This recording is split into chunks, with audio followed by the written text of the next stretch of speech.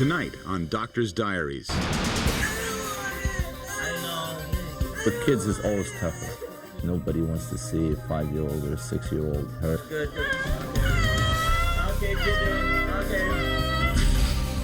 The first time I saw him having an episode, I tried to stay calm for him because he's asking me, Mom, what's going on? Meanwhile, my heart was in my mouth because you see this chest moving up and down, and he's white and he's sweaty and he has no idea what's going on. 1,000 blows to 1 dent blow. One of the things I have tried to do is to incorporate literature into medicine. Okay, who brought the poem in?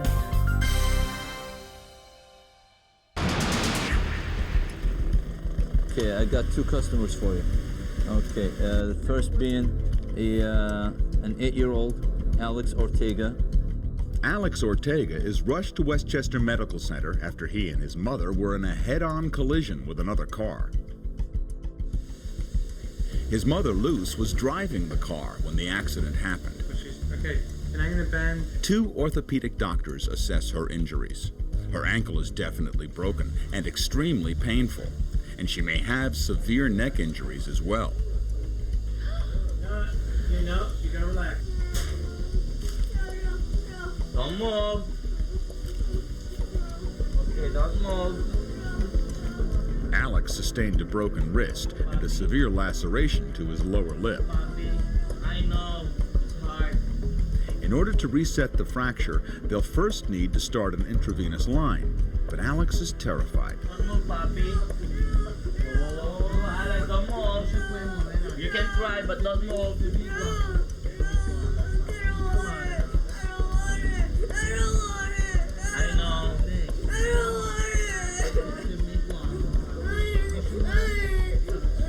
Alex, don't move. I know.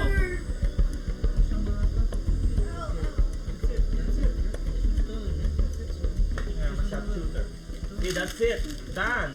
With kids, it's always tougher. You know, it's regardless of who you are, you're going to have more difficult time caring for a child than you will caring for an adult. Nobody wants to see a 5-year-old or a 6-year-old hurt or, you know, anything younger than that.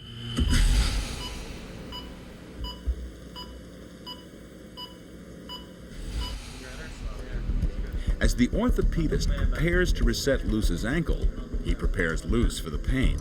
Mommy, it's gonna hurt a tiny bit, okay?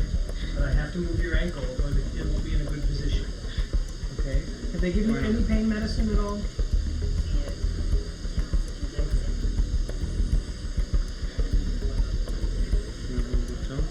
There you go.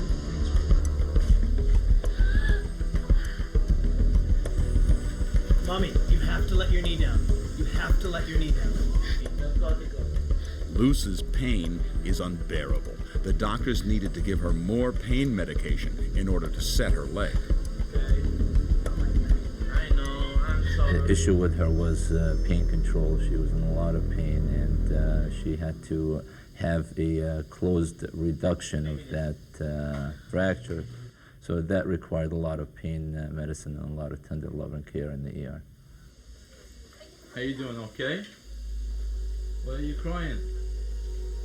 You have a lot of pain? I'm sorry, we gave you some pain medicine. Didn't kick in yet? Alright. Siente mejor? You'll feel a lot better after the cast on, okay? Yeah, a lot better. Yeah. I just need you to take your jacket off. Probably my blood pressure is a little elevated with all this. Dr. Harriet Mogul is an endocrinologist who specializes in obesity. Such a great example of this program and of the patients that I really like to address. Jerry, an administrator at the medical center, is Dr. Mogul's first patient of the day. I have this thing about the American image of women being size 4. I decided to go to her because I had tried like every other diet, healthy and non-healthy, that came out on the market or, you know, that you hear about from other people. Nothing really worked long term anyway. You know, you lose a few pounds and then gain it all back. And some of the doctors here told me that I should try this research protocol that she was developing. Dr. Mogul has been treating patients at Westchester Medical Center for the past 8 years. I've had a lifelong struggle with weight myself.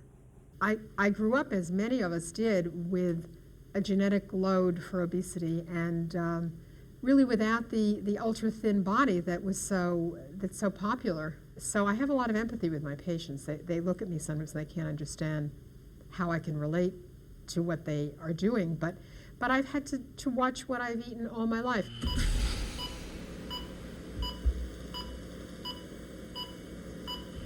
That's been sent over here. I really find it very interesting. And what we do is try and differentiate women who have health risks from women who are overweight but healthy. But your weight is great. Yeah. How much did I lose this time? You have lost another 4 pounds. Whoops. So you started at 214, you're down to 187. Pretty nice, 27 pounds. Any problems with the diet? No. No.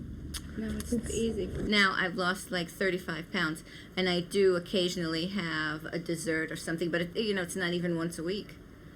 And I can live without it. I can have ice cream, and it can actually stay in the freezer longer than the first 10 minutes I bring it home from the store. So.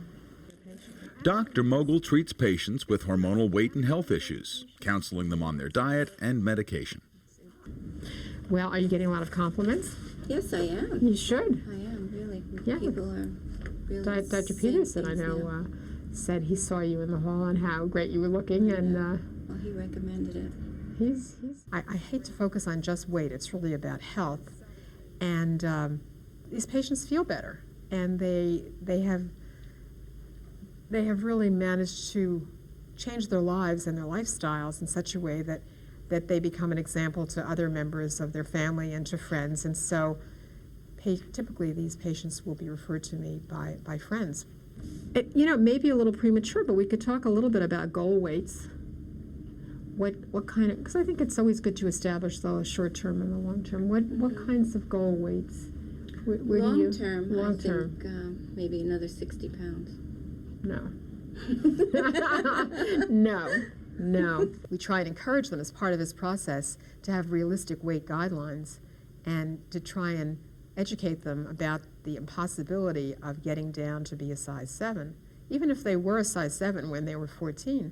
In terms of my aspects of your goal weight, I'm looking for, usually I have what is your height? 5'1". 5'1".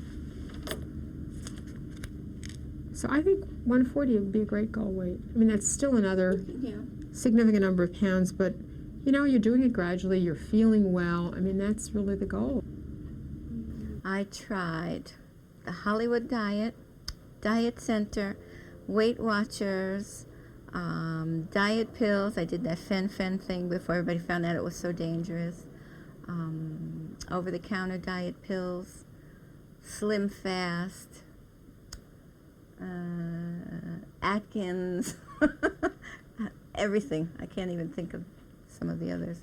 So, I mean, people want a quick fix. They want a magic pill or a magic operation, and it's the medication, and all of this is just an adjunct to enable you to do it. But it ultimately has to come, as you know, from you, and it has. So, that is just so terrific.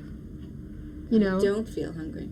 I mean, that is really, really don't feel that hungry. is so great. And I don't want to go out and buy chocolate, which is a big thing for me.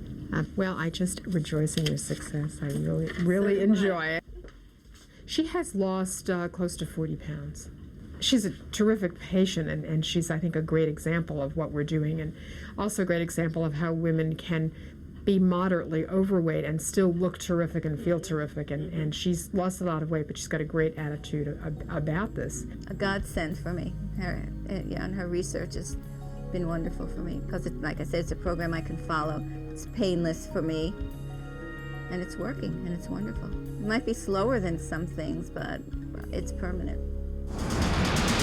Coming up next. My heart was in my mouth because you see this chest moving up and down, and he's white and he's sweaty and he has no idea what's going on.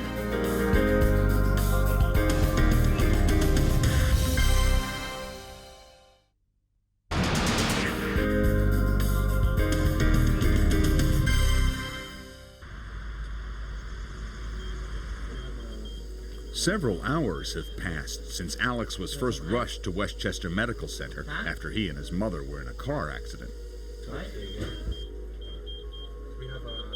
The doctors examine Alex's x-rays to determine the extent of his injuries.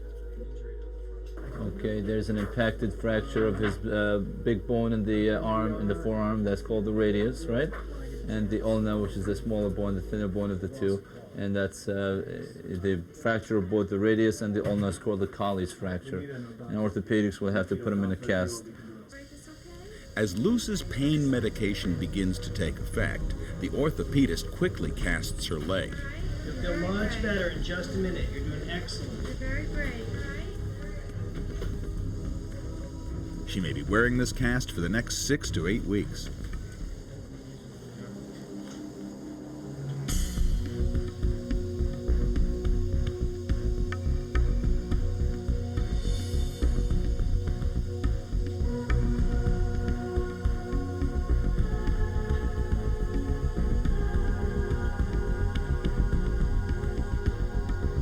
You okay?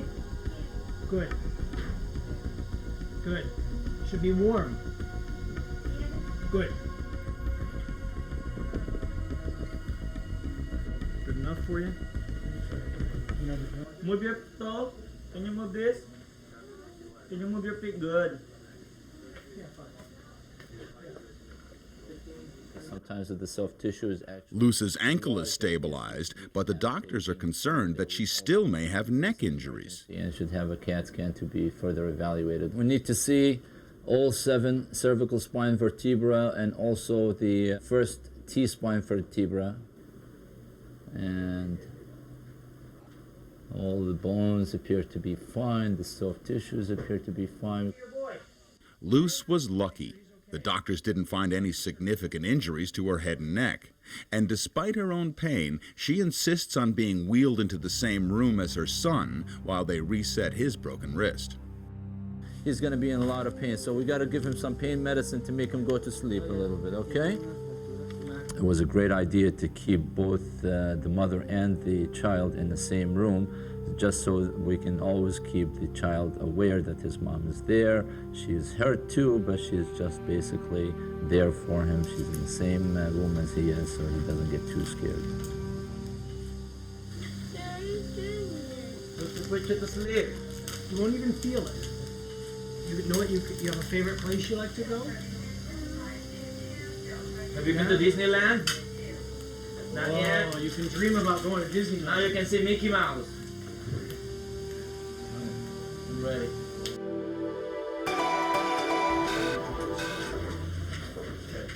How's William hunched you weigh? 5'6". Michael Lasowski suffers from a condition known as SVT, supraventricular tachycardia, episodes of abnormal heartbeats. He has come to Westchester Medical Center to undergo a procedure that, if successful, will cure him. So you've been having rapid heartbeats since like 96 or Yeah. so? Yeah. Has it gotten worse lately, or Well, what's triggered this whole thing? He said he had a very bad episode. when did he have the It seemed to have gone away for, I didn't have anything for a couple years. And maybe 2 months ago I was at work, and all of a sudden I just lifted something heavy, nothing unordinary though, and all of a sudden it would just started again. And Okay. the episode lasted about 15 minutes, which was kind of concerned me because that's a lot longer than anyone. Yeah, usually it was like very quickly. You Yeah, a felt couple it and when minutes, it. right. Okay. It's very fast. You feel dizzy. You feel like you're gonna faint almost. Cold sweat. Very unpleasant feeling. It is very scary. As a parent, I have to tell you, the first time I saw him having an episode in the hospital bed, I tried to stay calm for him because he's asking me, Mom, what's going on? Meanwhile, my heart was in my mouth because you see this chest moving up and down, and he's white and he's sweaty and he has no idea what's going on. I had a stomach operation about 4 years ago. And after the operation, this thing happened. So they thought the whole stress of the operation kind of that's what triggered it. After surgery and after recovery, he was in his room, and we went home finally after being there several hours.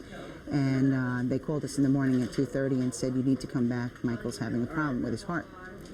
Getting that call, at 2 in the morning from the hospital saying, come back, we have a problem. That's very frightening. You don't really know what's going on. You left him, he was okay. And now you're going back saying, oh, what's wrong, what's going on? So we went back to the hospital. He ended up in cardiac care, and it turned out he developed a thing called SVT, which I had no idea what that was. Neither did my husband, neither did my child, who at that point was scared to death. And of course, SVT stands for supraventricular tachycardia, which sounds ominous. And that's when we first learned about SVT and met the doctors who today are going to take care of him. Dr. Paul Wolf is Associate Chief of Pediatric Cardiology. Dr. Wolf, we met him a couple of weeks ago, sat down, we like him a lot. He knows what he's doing. If we didn't think he knew what he was doing, I wouldn't be here with him. Michael has episodes of very rapid heartbeat that occur occasionally. We found that his rapid heartbeat could go as fast as 240 times per minute, and obviously this can be very uncomfortable. He didn't like the palpitations. Sometimes it could lead to dizziness or chest discomfort or fainting.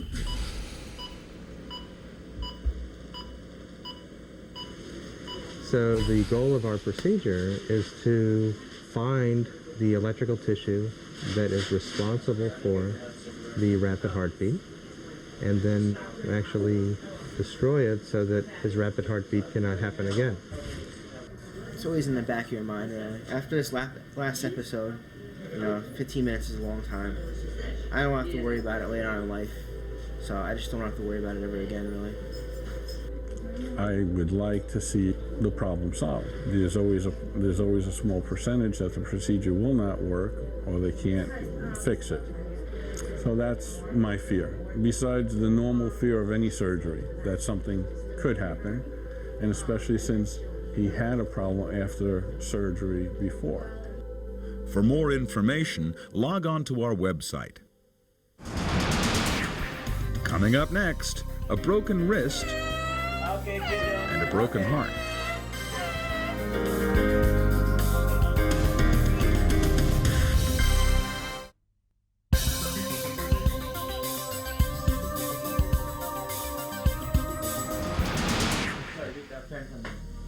Okay. 25, 30, 50. Yeah, give him 50 initially and see how he tolerates it. Back in the ER, the doctors are getting ready to reset 8-year-old Alex's broken wrist. They give him a sedative, a Versad, to help him through this painful process. This is going to last about 40 minutes, so we have 40 minutes to do what we need to do. Are you sleeping? Yes? Good. The most important aspect of his care for me was to make sure that he's pain-free. And I achieved that by making sure that he's sedated and he had enough medicine on board to make him very comfortable.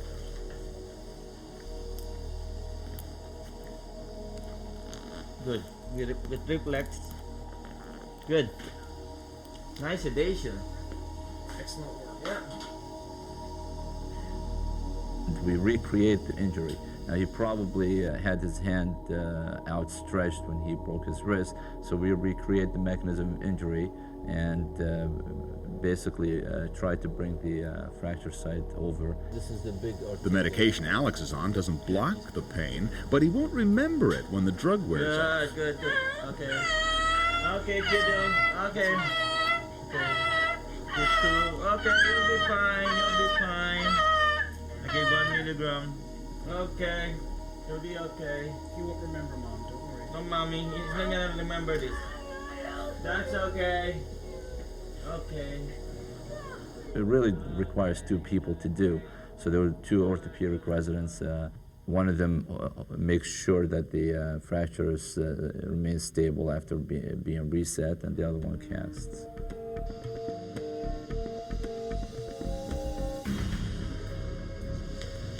He's sedated. He's doing great. While the orthopedic doctor casts Alex's arm, time is running out on his sedation, and the oral surgeon must begin suturing his lip immediately.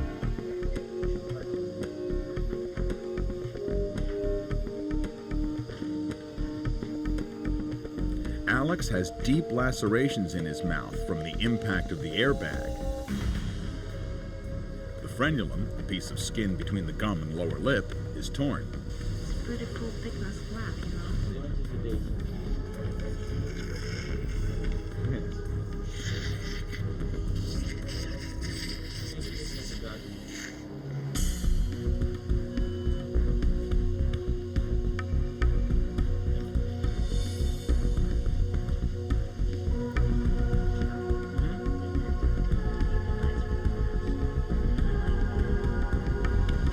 How's it going?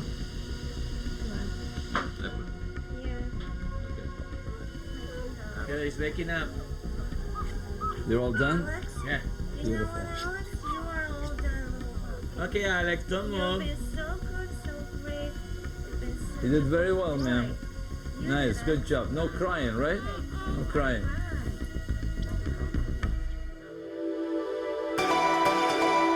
Pat is really a prize patient. I mean, she has. I have tell my them how ups and much. downs. But she's worked very hard. Tell I've them lost how much. about 45 pounds, and I gain every so often 2 or 3 here and there. But Pat, like many of Dr. Mogul's patients, came to see her after several unsuccessful attempts to lose weight. She has worked so hard to keep this happening. Let me get your chart. I went to so many doctors and unsuccessfully got more and more frustrated and more anxious. And she'll tell you the day I walked in here, it was a basket case. She's been here a while, but this has really been a gradual evolution, and it's just, you know, it's been total progress. I mean, her whole face has changed. She has pictures of when she first started in a bathing suit and now wearing a bathing suit. She swims, she's comfortable. She has made such progress. I mean, we're all proud of I would go her. with my children, things like that, which was very painful for me, but for my children, they'd understand why mommy wouldn't go swimming or go with them, you know, kind of thing. Your total weight loss is about 40 pounds. Is about 40 pounds, since we which started with Dr. Mogul. even seeing patients who've gone from 250 to 200 pounds or from 200 pounds to 180 pounds that are not thin by our societal standards but feel better and have diminished their risk for diabetes and high blood pressure and heart disease and even breast cancer and colon cancer simply by incorporating certain dietary changes and medication if necessary is very gratifying. It's very exciting. Because other doctors, when I would go in, especially, and I'd come in here and I'd say to her, this has been a very bad month, like I was talking about the carbohydrates, and if I had gone up maybe 2 or 3 pounds, normally, I don't want to say a doctor would yell at me, but they would make my self-esteem go very low. Dr. Mogul never did that. She wouldn't even, she'd look at the weight, but we would discuss why and how to reverse the trend. I know myself what it's done for me, and I have a long path to go yet because I'm not satisfied. I mean, Dr. Mogul said to me that, in other words, she feels comfortable that I've reached this point, and that if I stay at this point, that's great, as long as I don't go back up to where I was. And I've started to accept that, and I think that's great. But if I could go down maybe 10, 20 more pounds in my mind so I could get below that 200-pound bar, on a steady basis, I know that would mean a lot to me as a woman, and also psychologically, because I haven't been below that in I don't know how many years. Coming up next. If you're not enjoying what you're doing, why the hell is anyone doing what they're doing? Have you heard of Bigfoot? We have big hands.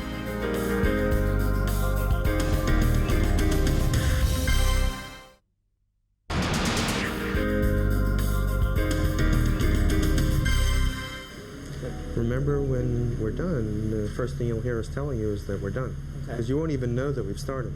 Before the procedure to correct Michael's heart condition begins, Dr. Wolf explains what's about to happen. But we'll tell you where you are, and not to be upset. Some people wake up and they're a little agitated, but we'll try to reassure you that we're done and everything's fine. So you'll hear all of our voices. All right. When I first trained in the late 1970s and early 1980s, this was not available. We've only been doing radio frequency ablation for about 10 years.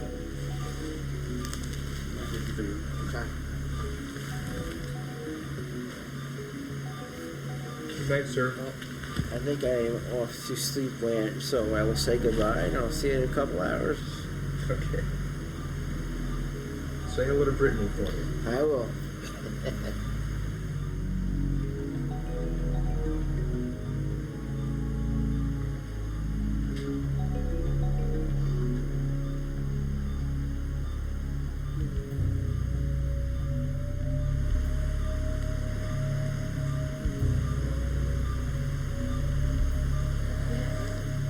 Michael's sound asleep. You can hear him snoring.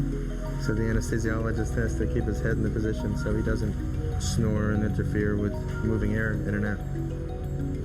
During the first step of the procedure, Dr. Wolf will place 4 catheters into Michael's heart.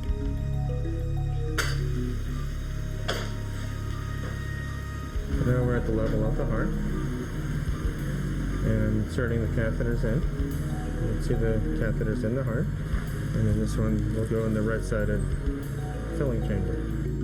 Once the catheters are in place, he will stimulate the heart to determine what is causing his rapid heartbeat.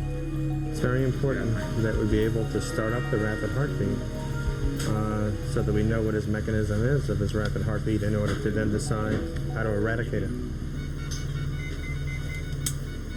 Now we got it. There it is. So here we see a more rapid heartbeat at 240 per minute. It's fairly fast. Do you want me to come up the mics? Yeah.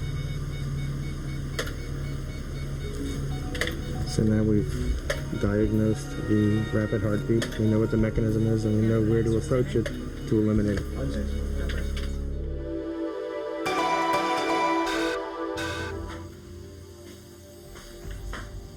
Hi, Alex. How are you? Can you hear me? What happened to you? You don't know? Good. I like that answer. Medication works. Alex's sedation wears off, and he's groggy. But as promised, he doesn't remember that the doctors reset his broken wrist, or how much it hurt. Oh, that's so nice. Very nice. Okay, yeah. Great job.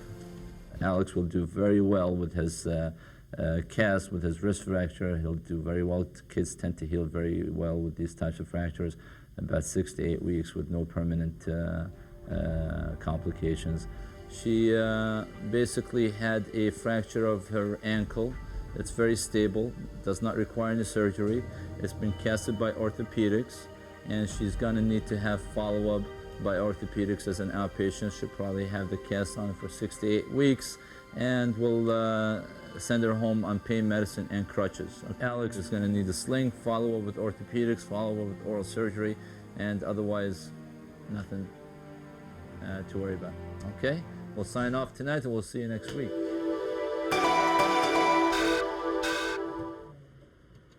Dr. Harold Horowitz, an infectious disease specialist, is often called in to consult on difficult cases. These are all people I'm consulting on, and I want to look at their x-rays first. I always like to see the x-rays first. Otherwise you're running upstairs, downstairs, upstairs, and this way you see if they were done, even. Have you heard of Bigfoot? We have big hands. Why is it so large? Do you need to They just blew up. It's just the enlargement on the film. Those are all hand filmed. Hey, Rose. Get tough. How are you? Today, he'll see Mr. Scott, a 78-year-old man who's suffering from a staph infection that isn't responding well to treatment. Infectious disease physicians, we take care of some of the sickest people in the hospital. I'm sorry to make a mess of what you've done here. We are called in when there's a complex problem often related to these infections, when the organisms are resistant and they can't just give ampicillin or penicillin or one of the older antibiotics.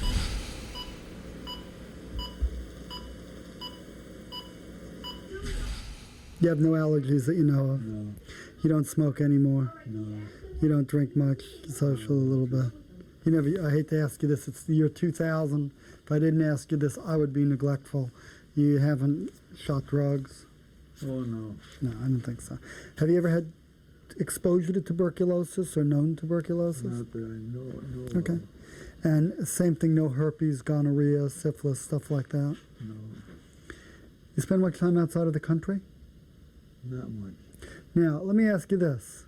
If you did have syphilis or gonorrhea, would you tell this guy? Okay. Great. If you're not enjoying what you're doing, why the hell is anyone doing what they're doing? And I try to take care of my patients that way. So when I talk to them, I'm talking to them as people. I'm trying to relate to them. Okay. You want to know what's going on and what we're going to do. It's a little complex. We have an organism, and that's why we're wearing all this yellow stuff. It's a Staph aureus, which is this organism found on the skin. I think we have to sort out now what to do about the drainage there, because that's a lot of stuff coming out there. It's really karma, not medicine, right? I hate to say it. But I do have antibiotics I'm going to give. The next question is talking to Axelrod about drainage and that stuff. And I'll talk to Dr. Smith also about that. In fact, I'm going to call them right now. Yeah.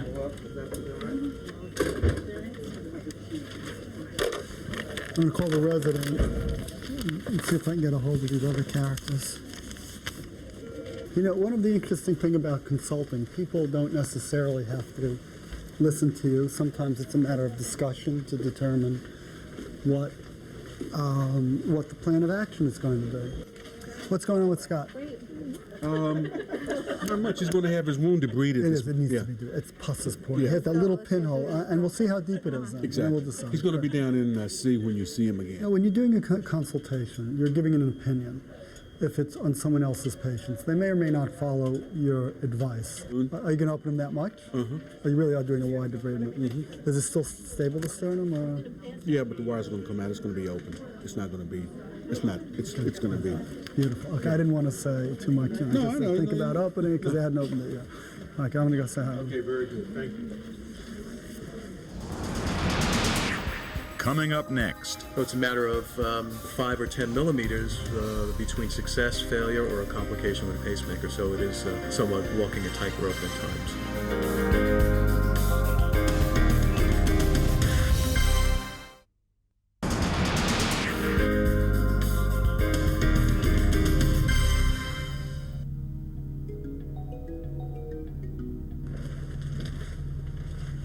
Dr. Horowitz returns to check in on Mr. Scott, who is battling a staph infection.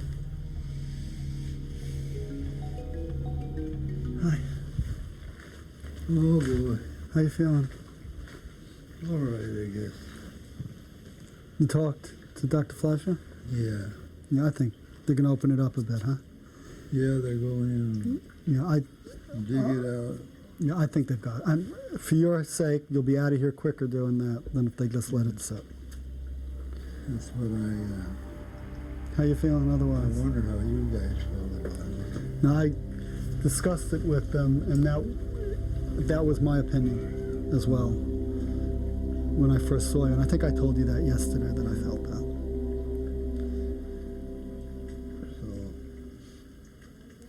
I asked Mr. Scott what I could do for him besides say a prayer, you know. I wished him a speedy surgery and all. So he says, well, pray for new bacteria. So I said, why? So he could name it after you? Yeah, and he said, I said, that's great. I'll write it up. I'll get famous. You'll have a name on it. That's just what you don't want to hear. That's what I don't want to hear. 1 month a year, I take a group of residents, myself and usually one other faculty. This is a tough one. Have a group of people we're instructed to train and to manage the patients with them. Well, thank you. Had her hair done over the weekend. Oh yeah, I'm having a great hair day. I have a no hair day. Outside. You're having a good hair day too. I have a no hair day. What are you looking for on physical examination? Have we picked on everybody today? This is terrible. Jody, you're sitting there hanging out. You look very relaxed. Some of these people are students, some of them are residents, and interns and residents, and we all work together. If the patient says that they shoot up in their pits, what do they mean? That's right, it's not the armpits. These are the pits for the drug users. And what was happening after doing that for 10 years, or 9 years at that time, I said, I got to do something different here. Every year it's the same. I do this month, we go over the differential diagnosis, I hear the cases. And I started to bring in poems. And we would spend 10 or 15 minutes every day or every other day and read a poem and discuss it. Okay, who brought the poem in? One of the things I have tried to do is to incorporate literature into medicine. Let us nobly die, so that our precious blood may not be shed in vain. Some of the words are very similar in places to the poem we read last week by Dylan Thomas. To not go gently into that good night, rage, rage into the dying of the light, right? This is almost the same, in parts of it, a similar metric also. I thought about that one. Listen what I think we ought to do now, guys. Who's got the poem for tomorrow? You did great. And it's a great experience to be on the same footing. And it's also very non-threatening, I think, for most of the residents. I enjoy it because it really is just something different, something fun. As Dr. Wolf works to correct Michael's rapid heartbeat, his parents wait patiently. As much as the doctors put your mind at ease, you're still concerned. As a parent, I have to tell you, even though he's 19, parents are always there to protect their children. They're always there no matter what. Once he leaves me, he's out of shot. I can't see, I don't know, so I have to rely on a stranger to take care of him. And I have to sit there, wait till the stranger comes back and says, your son is okay.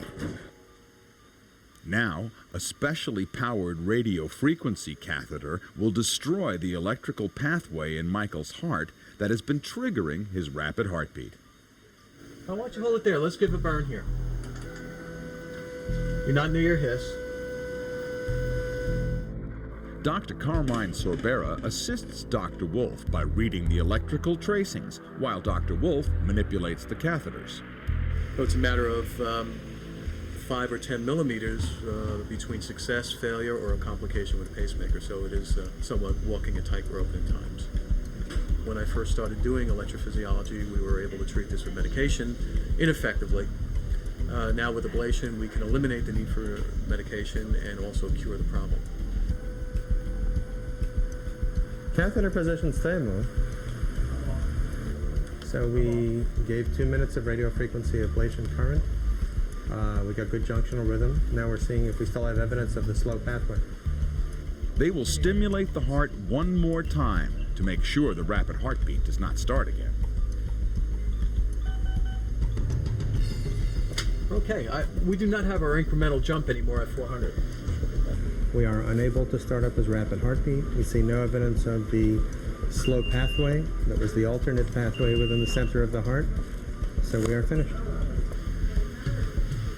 Okay, Michael. We're all done. You did very well. You're all cured. Everything went very well. So you just relax. I'll explain it more to you when you wake up some more, okay? Okay. But you're doing great. Right. Because you just used the sedation, he doesn't have to go back to the recovery room? Right. If he did not have the radiofrequency ablation, he would have had to be on medicine every day, probably for the rest of his life, and still have the risk of having breakthrough episodes occurring at any time. Complete success, I guess. Good. I'm starting to wake up now. No pain or anything. Doing good. Coming up next. One other very important phenomenon is what I call the low-fat Oreo phenomenon.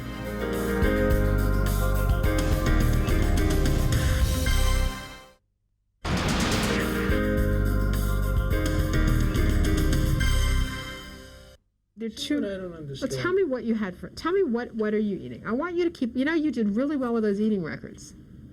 I did. You did do well with those eating records. I think you should go back to those eating records, because when you kept those eating records, you lost weight. Many of Dr. Mogul's patients, like Ronald, have a difficult time with their diet. Counseling plays an important role in helping these patients stay with the program and develop strategies for achieving their health and weight goals. The diet that we use, or the food program that we use, basically emphasizes the intake of a lot of vegetables, particularly high-fiber vegetables, in combination with low-fat protein, fish, chicken. I think it's a matter of portion control. I think you're just eating a little more than you think you are. Well, I don't eat till I'm full. I generally leave over food. Well, tell me what you had.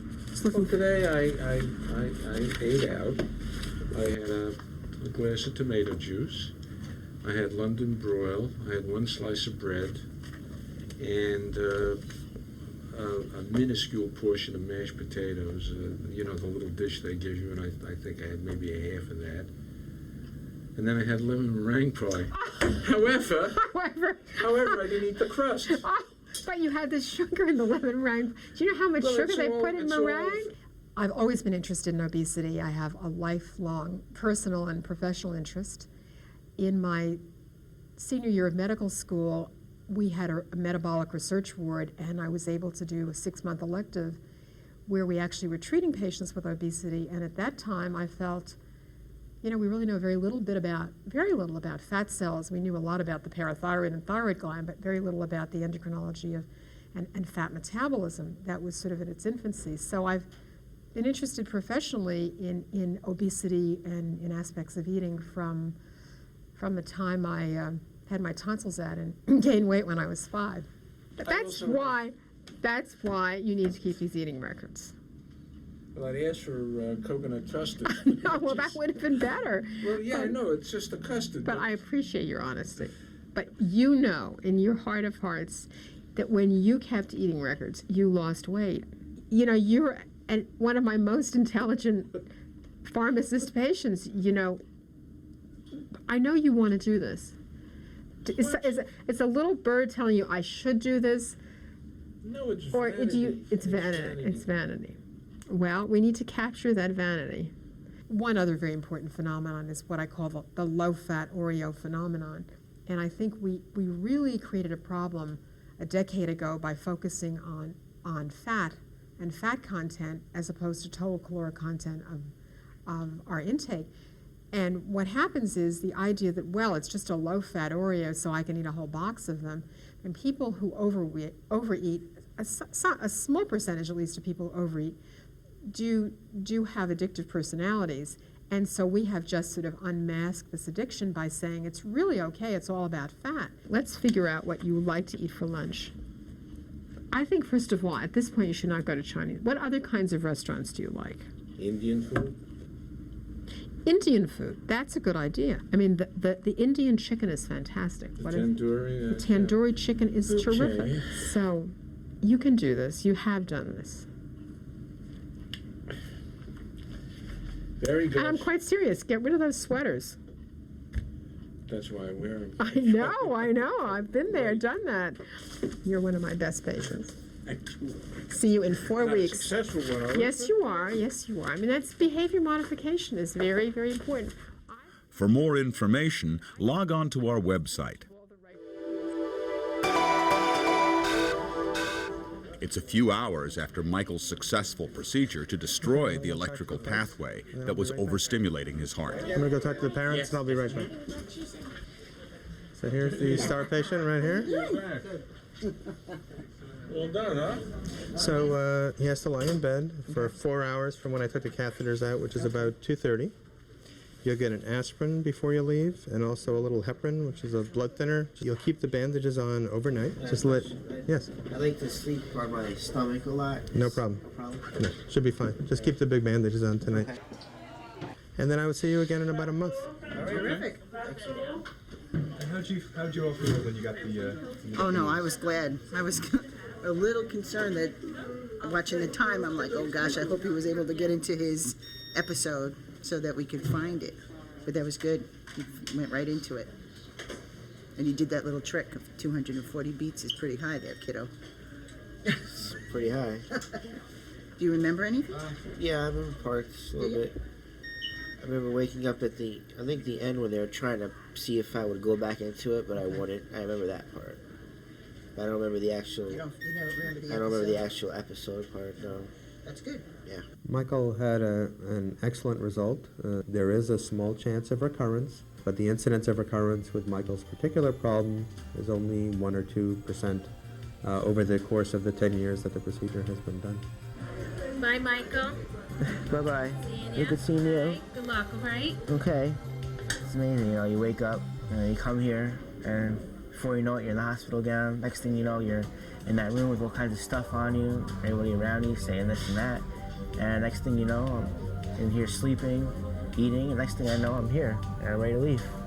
It just went so quick. It really is amazing. And the problem is gone forever. I don't have to worry about it anymore. So, exactly what we hoped for, and Doc got it done. So this is it, end of a long day. So just gonna go home and relax. And bye-bye.